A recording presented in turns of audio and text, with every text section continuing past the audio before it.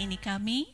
Terima kasih kami boleh bersama dengan pasangan kami atau sebagai suami atau istri, kami boleh dilayani di dalam satu ibadah yang dikhususkan buat kebutuhan kami.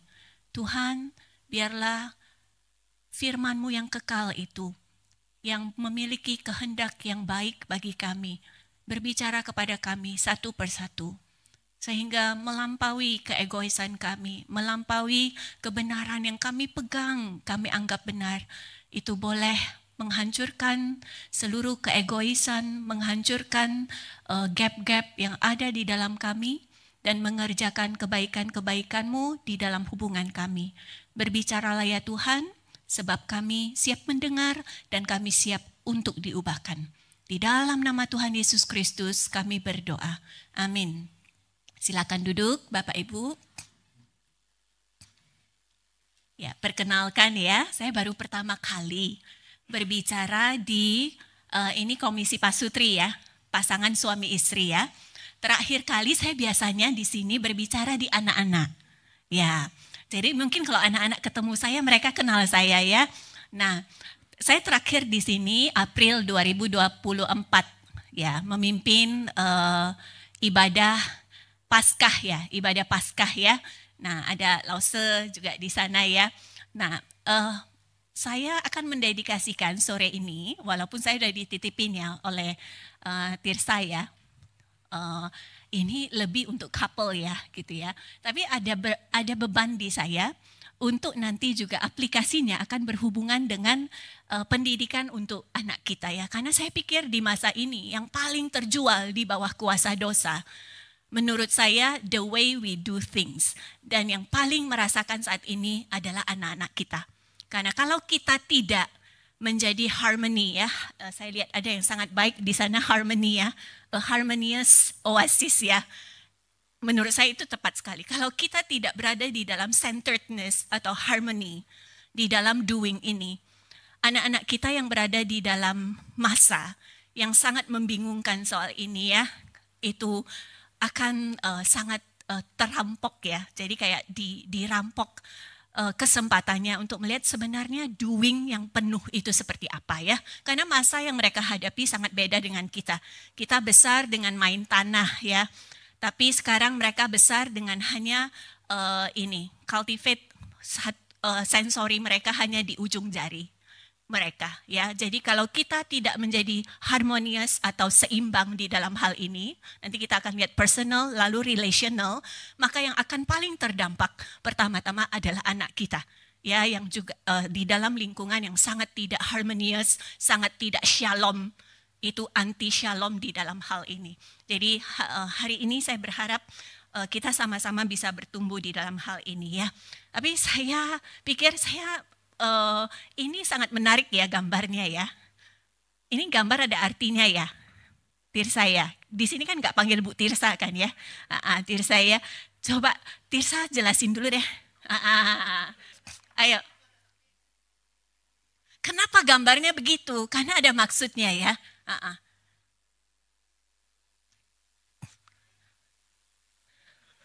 Padahal saya panggilnya Tirsa loh. Oh, ini sambung menyambung ya, tolong menolong ya. Terjebak ya.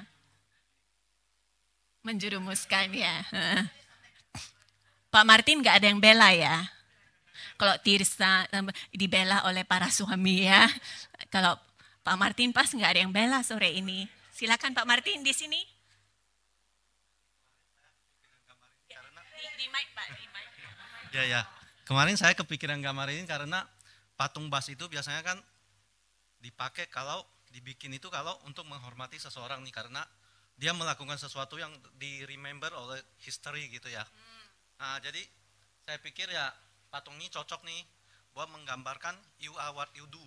Nah, jadi idealnya sih setelah kita selesai belajarin ini nih firman Tuhan, kita akan tercermin lah dari patung ini ya, kita itu seperti apa sih di dalam pelayanan keluarga gitu, di depan anak itu seperti apa gitu.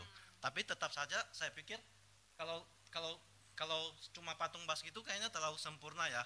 Jadi saya bikin glitch gitu loh. Jadi patung basnya itu tetap ada stressing karena bagaimanapun juga kita itu tetap bersandar di dalam anugerah Tuhan gitu. Ya itu. Udah selesai ya, udah terangkum semua ya, gitu. Kayaknya slide-slide-nya nggak perlu lagi ya. Oke. Nanti kita akan cocokkan ya di belakang. Thank you ya. Saya pikir ini sangat brilian ya. Nanti patung ini akan muncul di belakang lagi ya. Jadi menggambarkan seseorang yang memang dihormati gambarnya, tetapi memang ada kondisi yang bergumul, belum jadi, berusaha, ya ada stres di sana ya, sehingga itu buzz ya namanya ya. Buzz ya, oke, baik. Nah, mengenai do ada sesuatu yang sangat unik ya. Ini saya kasih kisah saya dulu ya. Biasanya biasa orang tua yang dorong anak ya. Nah, tapi dalam hubungan saya dengan anak saya ada satu hal yang anak saya kalau lihat saya, dia sering begini. Mama, please. Nanti dia akan negur saya. Yaitu apa? Dalam hal bebersih, membersihkan diri, alias mandi. Gitu ya. Tapi saya tetap mandi tepat waktu. Cuma bagi saya mandi atau bebersih diri, itu sepertinya butuh energi yang sangat banyak. Saya pikir-pikir kenapa ya? Mungkin apa karena dulu kecil ada pengalaman yang tidak menyenangkan dengan kamar mandi ya. Saya ingat dulu saya pernah nilai di bawah nilai 5, nilai saya ya di bawah KKM. Lalu saya takut kasih tahu mama saya sehingga saya sembunyi di kamar mandi. Kemungkinan karena itu kali ya. Jadi itu satu hal yang anak saya sering tegur saya. Nanti saya setelah pulang siapin makan atau apa ya, dia sudah di atas, ke atas mandi, dia sudah beres. Tapi waktu dia turun dia lihat mamanya masih duduk belum mandi. Karena saya butuh mengumpulkan energi untuk itu. Nah, Anda tahu bagaimana saya agak bertobat mengenai masalah mandi. Saya nggak bisa menemukannya di Alkitab benar. Ya, yang ditulis di iklan, kan Tirsa menuliskan. Saya bilang, ini kamu yang tuliskan, Tirsa kan. Dia bilang, menyetir, apa? Lalu apa lagi? Ya, gitu ya. Ini tes ya, kita lihat iklannya enggak ya. Menyetir, scrolling IG gitu kan ya. Lalu apa lagi? Kencan, apa lagi? Membetulkan plafon gitu. Masak, belanja, mungkin di sana tambah satu mandi gitu ya. Sepertinya enggak ada nasihatnya di dalam Alkitab, benar kan ya? Ya. Dan saya agak bertobat ketika justru ini saya ngaku ya. Saya baca buku Zen. Zen teaching, Anda tahu ya, punya orang Jepang ya. Ternyata di dalam salah satu bab ada tentang bebersih diri. Dan cara dia menjelaskan itu sangat membuat saya melihat ini sebagai wahyu umum ya. Nah, kita hari ini tidak ngomong filosofi Zen ya. Tapi ternyata dia melihat bahwa itu adalah bagian dari perjalanan manusia yang sangat menghormati dirinya. Setelah seharian bekerja, ya. Maaf ya Pak Petrus, saya berharap tidak ada yang convert to Zen ya, gitu ya. Enggak ya. Tapi dia menjelaskan begitu detail masuk ke dalam diri saya setelah seharian bekerja, letih. Lalu waktu kita mandi, kita menghargai diri kita. Ketika daki itu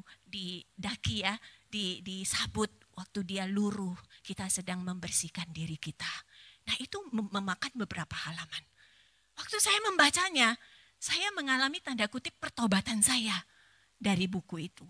Ya, karena di Alkitab saya merasa saya tidak menemukan secara detail tentang mandi.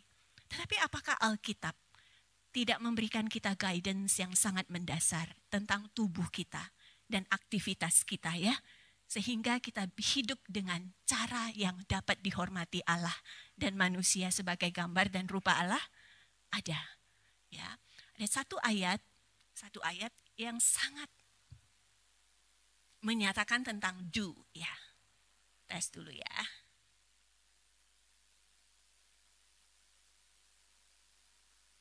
Ya. Whatever you do. Ya. Ini dari Kolose 3 ayat 23 ya. Saya pakai bahasa Inggrisnya karena judulnya bahasa Inggris, ada kata do juga ya. Whatever you do. Apapun juga yang kamu perbuat ya. Do whatever. apapun ya, berarti termasuk di dalamnya mandi ya. Di dalamnya termasuk scrolling IG ya. Betulin plafon kan ya. Nah, itu keluar semua tuh. Ya, whatever you do, work heartily as for the Lord and not for man. Ya. Apapun juga yang saya kerjakan, maka kerjakanlah dengan segenap hati. Itu ya, bahasa Inggrisnya pakai heartily. Bentuknya seperti apa? As for the Lord. Bukan untuk Tuhan dan bukan untuk manusia. Nah, inilah yang disebut sebagai, boleh next Pak?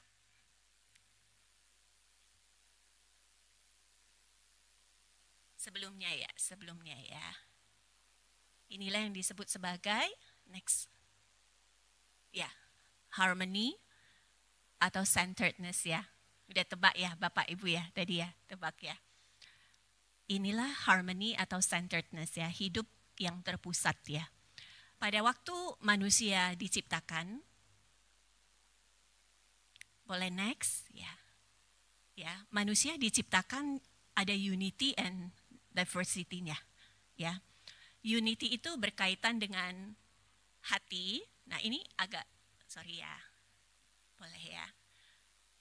Dan diversity itu berkaitan dengan tubuh ya. Jadi hati kita itu terpusat, tapi di dalam diri kita juga ada diversity. Diversity dalam diri kita adalah tubuh kita. Kenapa tubuh itu dikatakan diversity? Karena dalam tubuh ada berbagai anggota atau dimensi atau aspek ya. Nah, ini di dalam wahyu umum juga ditangkap ya. Jadi misalnya di sekolah, mungkin belakangan Anda yang masih punya anak TK ya, kok sekarang rapornya agak beda dengan kita ya dulu ya. Karena rapornya sekarang memakai 6 aspek perkembangan. Perkembangan spiritual ya, perkembangan kognitif, perkembangan linguis, bahasa. Nah, jadi mulai mengakui aspek-aspek di dalam diri manusia. Jadi hati itu terpusat, unite, tetapi yang sebelumnya boleh. Nah, tetapi tubuh kita memiliki banyak aspek ya. Nah, saya hari ini akan memakai, boleh next. Ini ada yang baru nggak atau boleh tolong supaya kita ini ya. Jadi kebenaran ini tersebar secara komprehensif di dalam Alkitab bahwa hati yang baru dari Tuhan memancar dalam setiap aspek kehidupan. Ya, jadi waktu ngomong aspek kehidupan yang berbeda-beda itu motor pengaturnya ada. Yaitu apa? Yaitu satu yang terpusat, hati. Nah, makanya Tuhan begitu concern dengan hati. Sehingga di dalam usaha penebusan manusia kembali, itu dimulai dengan apa? Memberikan hati yang baru. Ya. Nah, di sini saya akan memakai 15 aspek manusia dari Herman Dooyeweerd ya. Nah, ini saya berharap kelihatan seperti satu model atau konsep, tetapi menjadi pegangan kita nanti ya. Waktu menelaah di dalam doing kita, bagian mana yang sebenarnya tidak berintegritas, tidak terpusat sesuai dengan hati baru yang telah Tuhan berikan. Lalu nanti kita bisa identify ya. Karena sebelum kita percaya Tuhan, kita hidup di dalam kejatuhan yang memiliki habitnya melakukan sesuatu itu. Sehingga pasti mempengaruhi bagian-bagian yang dinamakan 15 aspek ini. Kadang kalau kita tidak memahami aspek-aspek itu, kita itu akan sepertinya begini ya. Ini anak majelis, tapi kok begitu kelakuannya. That's to simplify things, ya gitu ya. Nah, saya pernah sekali guru anak saya datang ke saya. Nah, anak saya itu kecil sangat hiperaktif, sangat hyper. Di kelas itu salto, ya. Di kelas salto waktu pertama kali masuk TK, saya ingat dia mengadakan percobaan. Gimana kalau kaos kaki dari lantai 3 dilempar ke bawah? Karena dia rumahnya nggak berlantai 3, rumahnya lantai 1. Jadi pertama kali dia naik ke lantai 3, dia begitu excited ya gitu ya. Gimana kalau barang dijatuhkan dari lantai 3? Saya bersyukur badannya nggak muat di jendela itu ya. Kalau muat mungkin gimana ya gitu. Lalu gurunya datang ke saya, Bu Vini. Miss Vini, kalau ini bukan anak Miss Vini, saya udah gantung dia, katanya. Ya, karena mungkin dia merasa ya, anak ini dibandingkan sama mamanya kok beda banget gitu ya. Lalu Shirley tahu ya, gitu ya. Dia nggak tahu mamanya dulu waktu muda bagaimana juga kan ya. Nah, jadi mungkin mereka ada lihat fragmented ya, atau separasi gitu ya. Tetapi kadang oversimplify things gitu ya. Kamu anaknya Bu Vini, seharusnya kamu lebih rohani dari anak lain mungkin ya, begitu ya, gitu ya. Kamu anak majelis atau bapakmu pendeta, kamu seharusnya terlihat lebih rohani dari orang lain gitu ya. Nah, itu mungkin oversimplify things. Makanya hari ini waktu ngomong do, saya memberikan ruang yang kelihatannya agak kok sore-sore ngomongin ini ya, tapi saya pikir ini nanti akan menjawab hal-hal mendasar ya yang kita oversimplify di dalam do ini. Nah, Herman Dewey Word ini memberikan 15 aspek. Nah, ada di dalam teori-teori yang memberikan lebih simple, misalnya 6 saja ya. Spiritual, emosi, sosial, mental, lalu vokasi, lalu juga seperti pengaturan resources. Tapi Herman memberikan 15 ya. Jangan mabuk karena ini ya, tapi saya berharap ini menjadi jalur untuk kita melihat diri kita secara cukup detail, secara cukup mendalam. Sebenarnya bagian-bagian mana yang masih disintegrasi dengan hati baru yang sudah Tuhan berikan pada kita. Memang kan kita sudah orang Kristen ya, gitu ya. Tapi sebelum kita jadi orang Kristen, kita sudah banyak luka-luka dari relasi dengan orang tua kita dulu. Relasi dengan otoritas-otoritas yang pertama. Begitu banyak luka dari kisah kejatuhan yang kita alami. Ya. Sehingga 15 aspek ini, sedikit atau banyak, sudah ada bekas-bekas lukanya. Lalu waktu kita percaya pada Tuhan, kita diberi hati yang baru, kita diberi satu iman. Selagi kita masih hidup di dunia, tidak eng-ing-eng bahwa 14 aspek yang lain itu dalam sekejap abrakadabra. Itu doingnya beres gitu ya. Nah, yang kedua pistis iman, yang kedua etis ya. Itu etika, moralnya gitu.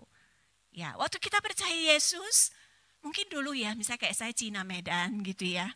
Ya etika, moral. Ya, nah Anda tahu ya, saya mengalami, bahkan setelah saya percaya Yesus sekarang, kalau saya nyetir, tadi saya baru alami, makanya saya jadikan contoh.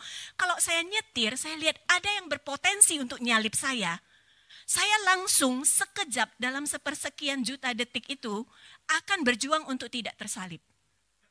Nah itu loh etika di jalan ya, yang terbentuk bukan oleh pistis saya sebagai anak Tuhan Yesus, tetapi apa?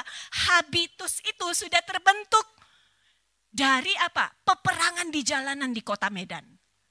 Anda nggak tahu kalau Anda keluar di jalan, itulah peperangan. Bapak Ibu, ada yang sudah pernah nyetir di kota Medan? Anda kalau nggak nyetir pun, Anda melihat 2 senti itu angkot baru berhenti kan ya. Nah, wah itu keterampilan tingkat tinggi ya.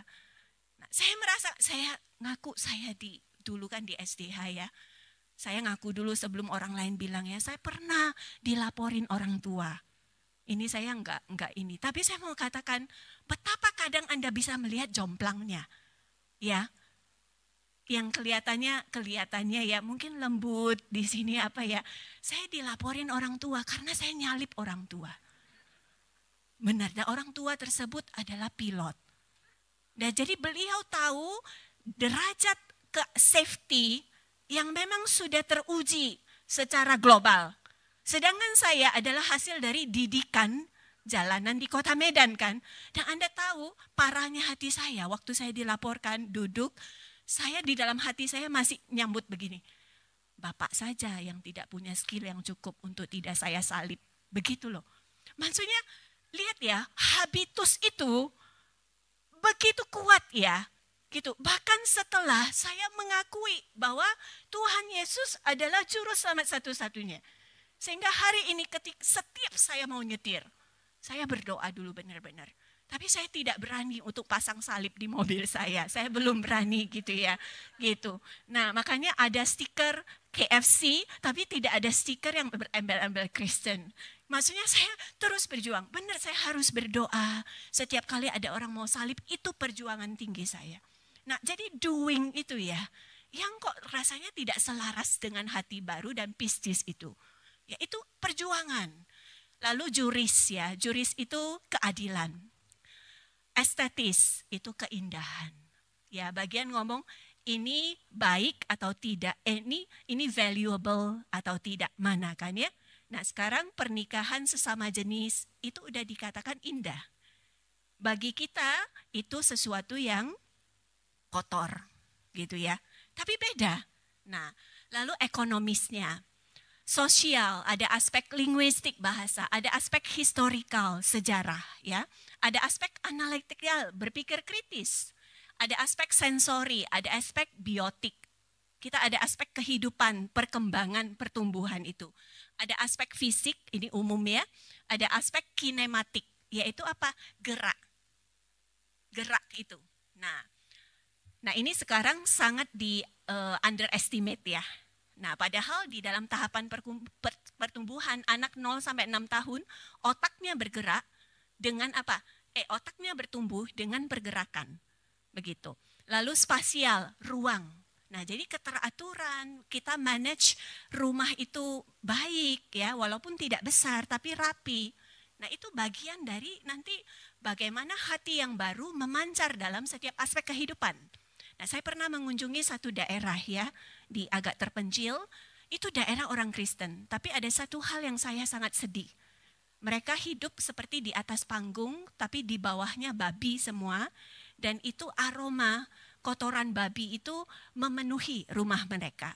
Jadi itu daerah memang diinjili oleh misionaris puluhan tahun lalu.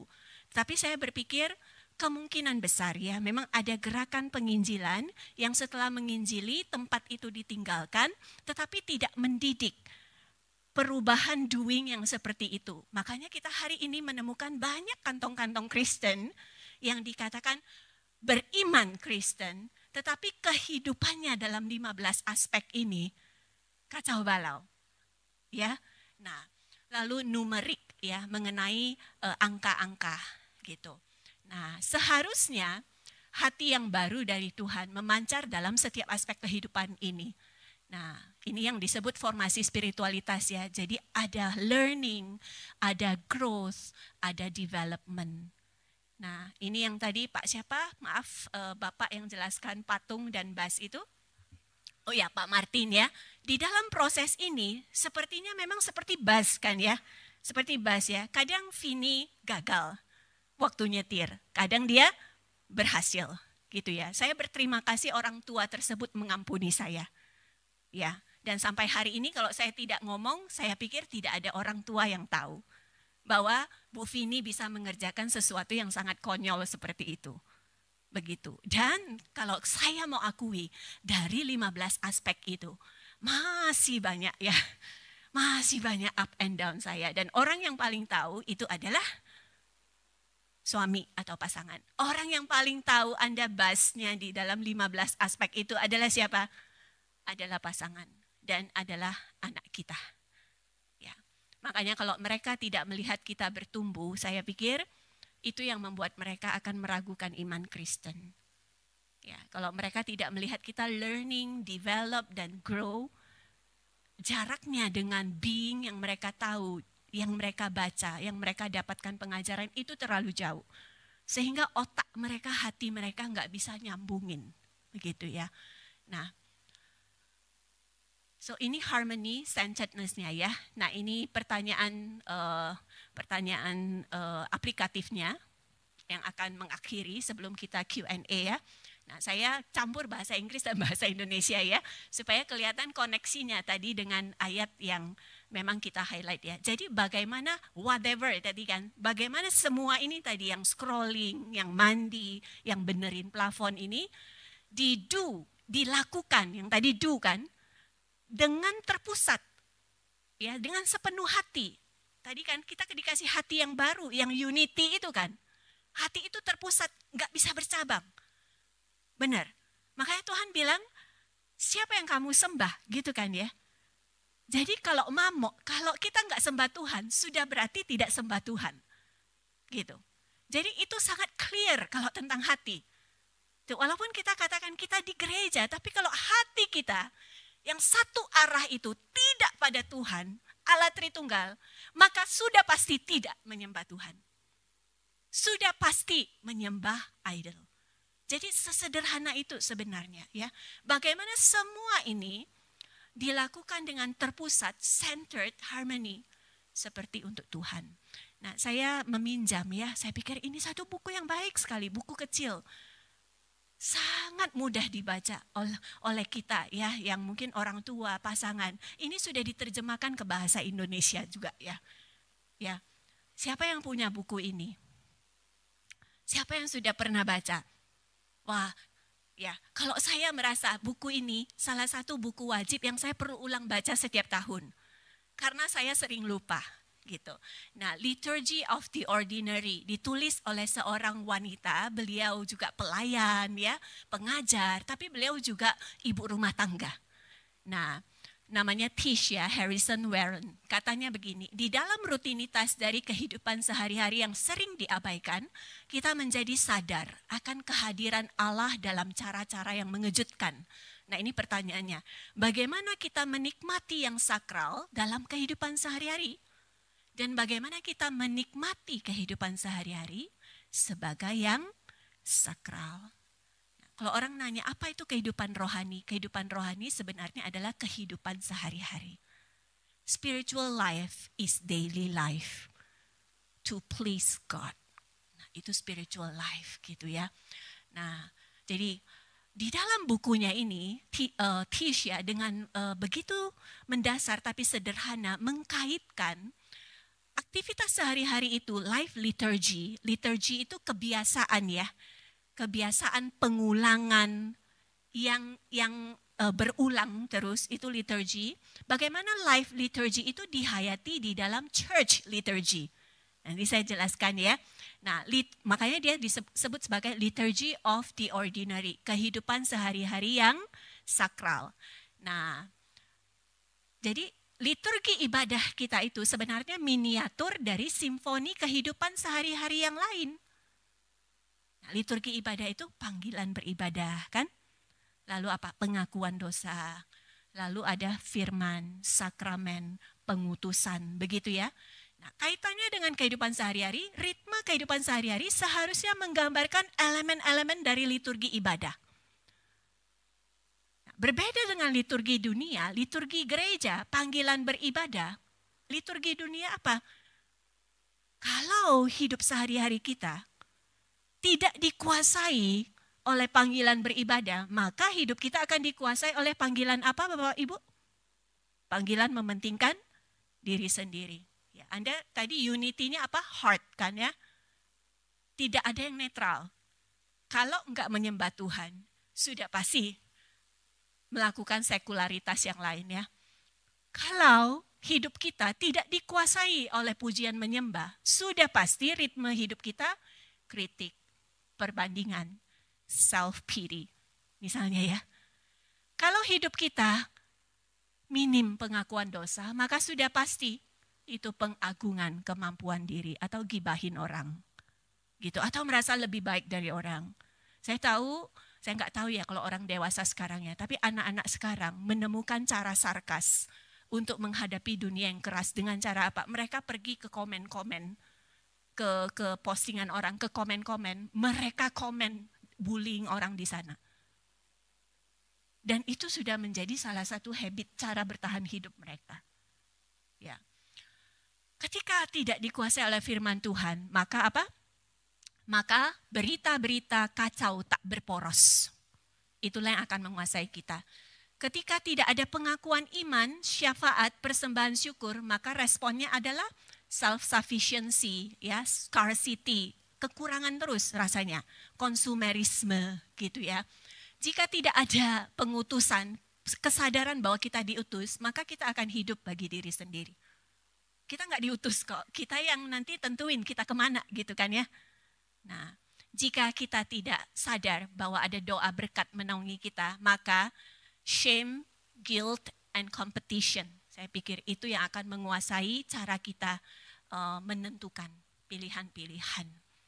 Ya, jadi Anda lihat ya sekarang ya, liturgi ibadah 1,5 jam itu bukan hanya satu tata ibadah yang mati ya, gitu ya. Tapi cara melakukan hidup. Abundance, kelimpahan dengan kekurangan. Ya.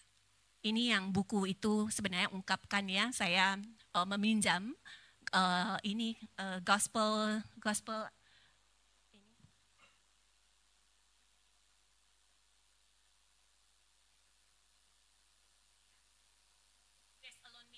di dalam satu postingnya, dia memberikan seperti resensi buku ini dalam bentuk gambar-gambar yang mudah dimengerti. Nah, dimulai dari bangun pagi. Apa kaitan bangun pagi dengan baptisan dan belajar dikasihi? Dalam buku itu sebutkan, waktu kita bangun pagi sering kejadian pertama langsung apa? Scrolling. Misalnya ya, udah nggak ada panggilan beribadah dah. Udah nggak ingat lagi siapa kita ya. Tapi Tis ajarkan waktu bangun. Hal pertama, ingat dulu, itu baptisan belajar dikasih. Ingat dulu bahwa Anda sudah dikasihi Kristus, sudah dibeli Kristus dengan darahnya, bahwa Anda adalah anak Allah. Jadi sebelum Anda nanti turun menyentuh lantai, lalu memakai mantel atau jubah dari jabatan atau peran Anda, kenakan dulu, ingat baju apa yang sudah dikenakan pada Anda oleh baptisan Yesus Kristus. Wah, itu sangat praktikal buat saya Bapak Ibu ya. Nanti saya akan cerita ya. Saya sebenarnya rindu dengan suami saya datang hari ini ya. Tapi suami saya sulit bergerak sekarang. Sudah 2 tahun ini kondisi syarafnya menurun. Sehingga kami sedang melakukan observasi. Apakah ini ada demensia awal atau memang lebih berhubungan dengan saraf ya. Nah, Anda bayangkan ya, punya anak remaja, lalu punya pekerjaan, ya, lalu kadang keluar kota. Waktu pertama saya menghadapinya tanpa sungguh-sungguh ini, saya turun berapa mantel yang harus saya ini kan ya. Lalu sepertinya dunia itu revolve around me. Sepertinya dunia itu berputar di saya. Saya ini harus menentukan, saya yang harus provide, saya harus apa gitu. Tapi waktu saya belajar melakukan ini, Tuhan ajarkan, I am the provider. I am. Cukup itu, saya nggak dapat jawaban yang lain. Sampai hari ini suami saya tidak pernah lagi seperti yang dulu. Nanti saya kasih fotonya ya. Tapi saya dan anak berubah. Hanya dengan berdiri di pusat yang tepat. Yaitu apa? He is the provider. He is myself, my savior. Dia yang akan penuhi. Lalu waktu menyikat gigi itu tentang apa? Berdiri, berlutut, membungkuk dan hidup dalam suatu tubuh, ya itu keindahan gitu ya, bisa berdiri membungkuk. Nah ini yang mungkin Zen ungkapkan di dalam Wahyu Umum ya. Nah keindahan di dalam tubuh, bisa berdiri, bisa membungkuk, bisa membersihkan diri. Lalu dengan inovasi-inovasi terbaru Anda merawat diri. Nah lalu waktu kehilangan kunci, nah itu saat lost control ya, gitu ya. Nah itu tentang pengakuan dan kenyataan tentang diri kita. Bahwa kita lemah, kita sudah merencanakan segala sesuatu yang tidak sesuai rencana bisa terjadi. Nah, tapi waktu liturgi pengakuan itu, liturgi merendahkan diri itu, menolong kita. Bahwa ada yang memang out of my control. 2 minggu lalu anak saya opname di rumah sakit. Anda bayangkan dengan orang yang ritme cepat, waktu anak masuk rumah sakit, saya penuh dengan ketidaksabaran Bapak Ibu. Di ruang ICU harus nunggu. Di ruang bahkan sudah ada kita siap masuk harus nunggu kamar, nunggu apa. Itu benar-benar saya kacau. Tetapi di satu titik waktu saya nunggu di toilet, bahkan masuk toilet harus nunggu kan. Waktu saya nunggu akhirnya, tergantung mau nunggu seperti apa. Mau nunggu dengan berserah, penuh pengharapan sama Tuhan, atau nunggu sebagai orang yang minta dilayani. Waktu saya berdiri itu, hati saya berubah ya. Mungkin ini yang dimaksud tish ya, pengakuan akan kelemahan kita. Lalu waktu kita makan makanan sisa, itu kita mengingat firman, sakramen, dan makanan yang dipandang remeh. Ya. Waktu kita bertengkar sama suami, nah ada liturgi gereja tentang salam damai ya. Ya, memberi salam damai dan mengusahakan kedamaian setiap hari. Nah ini waktu memeriksa email, ingat Anda sudah diberkati dan diutus. Saya waktu pandemi, saya kan orang people person ya, pandemi itu sulit sekali buat saya. Tapi cek email itu rasanya di ini. Nah waktu baca buku ini diingati saya diberkati, diutus, ada pekerjaan yang baik. Nah saya mendekati laptop saya dan email itu dengan berdoa. Nah itu satu persatu. Kalau dunia kan ada cara Pomodoro ya, misalnya ya. Anda tahu Pomodoro 25 gitu ya, 20 kerja, 5 rest dulu ya. Nah tapi ternyata menghayati saya diberkati dan diutus untuk pekerjaan ini pun itu menguatkan saya ya. Lalu, boleh next.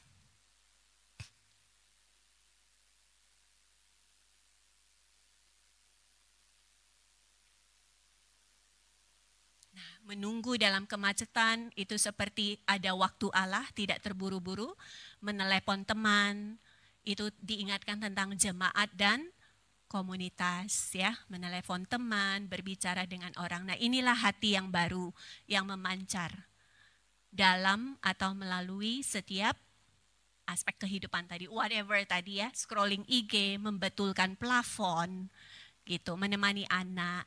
Nah, sehingga waktu seperti Pak Martin katakan ya, yang sebenarnya kehidupan yang sangat patut dihormati itu di dalam Kristus masih ya, masih memang perlu learning, perlu develop, perlu grow antara personal, relational ya, aku diriku, aku pasanganku, dan aku anakku, dan dengan orang lain. Nah, Pendeta Joshua Lee, saya belajar tentang 15 tadi dari Pendeta Joshua Lee. Lalu Pendeta Joshua Lee mengkaitkan dengan suami istri. Dia katakan, Anda akui enggak 15 aspek itu, Anda ngurus itu dalam diri Anda aja, itu sudah sulit kan? Lalu beliau katakan, lalu kita mau menikah. Makanya dia bilang keputusan menikah adalah keputusan yang sangat berani katanya. Karena Anda menambahkan 15 aspek lagi ke dalam hidup Anda. Dan yang semuanya belum jadi Bapak Ibu. Belum jadi. Makanya dia katakan itu adalah keputusan yang sangat berani.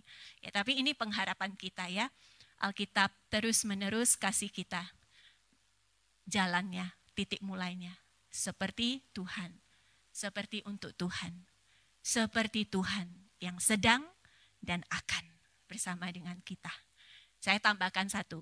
Di dalam setiap musim kehidupan kita. Karena kita enggak stagnan ya. Waktu menikah pasti kita menikah dengan haru biru. Pas lagi peak di atas hubungan kan ya. Benar ya Bapak Ibu ya. Tapi kan kita enggak statik ya. Ya. Kita enggak statis. Ada saat memang kerohanian, bahkan kerohanian Bapak Pendeta bisa sedang tidak kondisi baik ya. Tapi bisa saja waktu itu istri sedang sangat ingin dekat pada Tuhan. Jadi tidak statis. Ada musim yang berbeda-beda. Nah ini saya tunjukkan, ini anak saya waktu masih kecil. Sekarang anak saya sudah kelas 11 ya. Dia dulu ini gundulin kepala bapaknya ya. Diajarin ya, lumayan nih hemat kan ya, gitu ya. Nah saya tahu dia sangat hormat pada papanya. Tapi waktu papanya mulai loss ini ya, beberapa kemampuan berkurang gitu ya.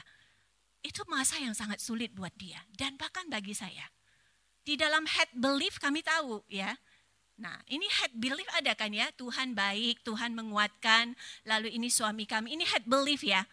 Tetapi body belief itu beda. Nah itu yang mungkin orang bilang profess belief dan lived belief.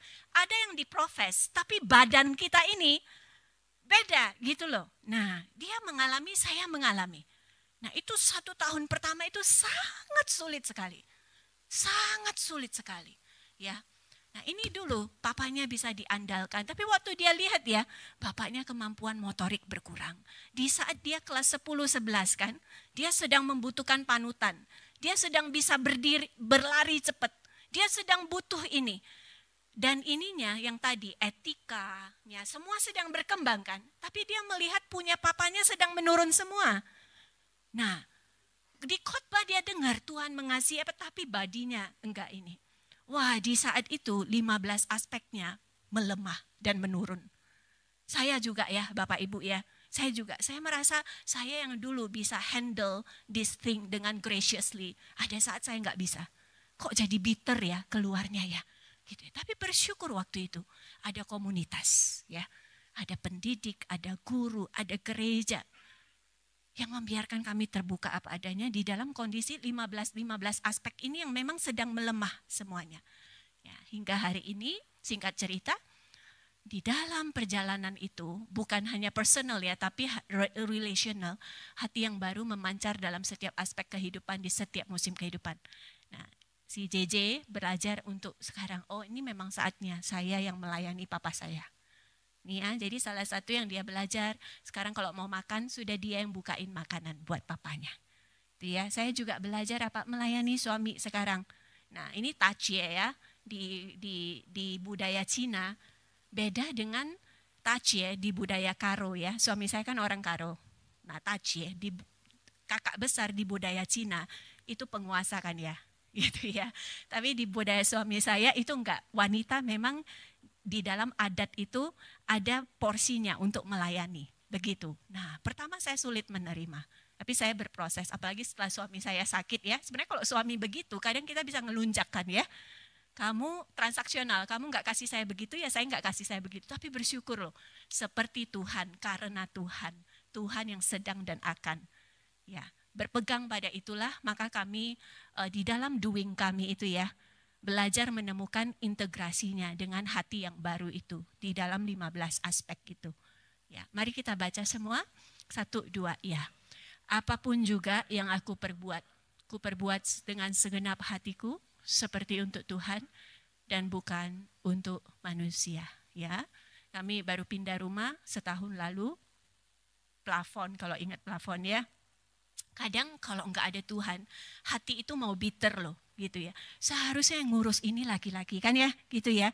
Hati itu bisa bitter, walaupun head udah bilang kondisi sedang sulit. Head bilang gitu, tetapi body yang kata Paulus manusia celaka ini kan ya. Dia udah tahu ini begini, ini enggak. Tapi yang menyelamatkan untuk terus unite ke dalam hati baru Tuhan itu memang hanya apa? Hanya ngelihat Tuhan, hanya mendengar Tuhan, hanya lihat Alkitab lagi apa yang dia arahkan. Dan komunitas yang bisa terbuka, mendengarkan, menerima, yang bisa broken, vulnerable sama-sama di dalam 15 aspek itu yang gak pernah statik itu.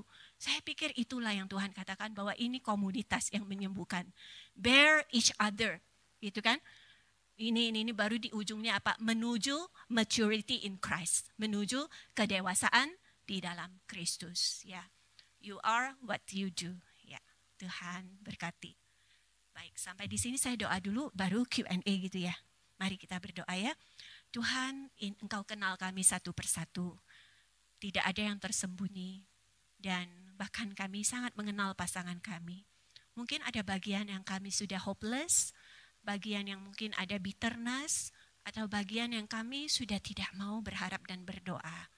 Tuhan, tolong kami hari ini ketika kami mendengar firman-Mu, bahwa Engkau menyertai kami di dalam tanda kutip project, learning, growing, dan develop menuju keserupaan Kristus ini, kami kembali bangkit untuk beriman, berharap, berjalan bersama dengan Engkau.